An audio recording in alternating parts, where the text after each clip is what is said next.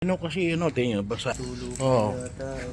Natulog kasi yan so doon sa concrete gutter. Concrete gutter ko kasi yan eh. So, pwede ko kayang mabutasan muna. Kasi baka mamaya umulan. Sasayang lang yung gawa ninyo.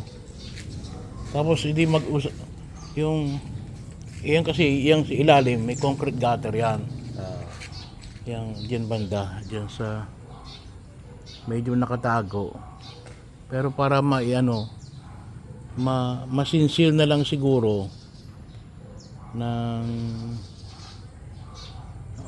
masinsil man lang kahit na siguro ang gawin ni magsinsil na lang para doon na siya tumulo kaysa sa kahit na isa, dalawa, tatlo, apat, lima, anim, pito, walo, siyam.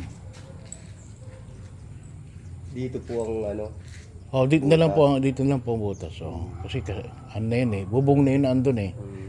Makikita niyo po yung kapag umakit kayo sa taas, may concrete yun eh. Yung pinaka-gutter. Wala eh. Kahit na anong kasi dito lang natuluyan si ilalim eh. O kahit na siguro 5 lang. Isa, dalawa, tatlo, apat, 5. Para 2, 3, 4, 5, 6. Baka naman po pababa rito ang may klebe naman po. Wala po kayang klebe yan.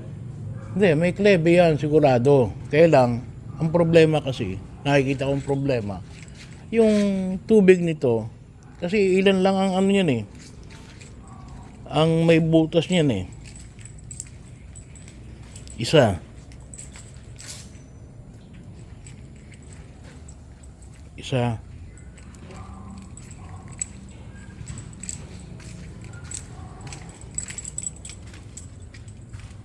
Hindi ko alam kung mayroon kit dalawa. Tatlo.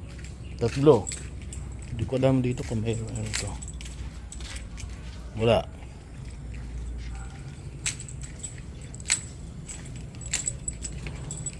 Apat.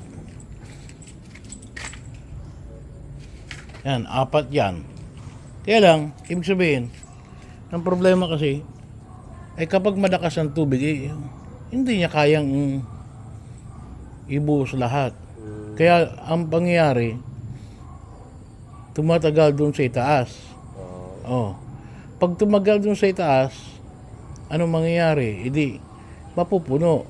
Aawas yan doon, pabalik sa bubong, di ba? Yun ang nakikita ko doon. Ay wala. Kapag ginawa natin yung Mababasa rin.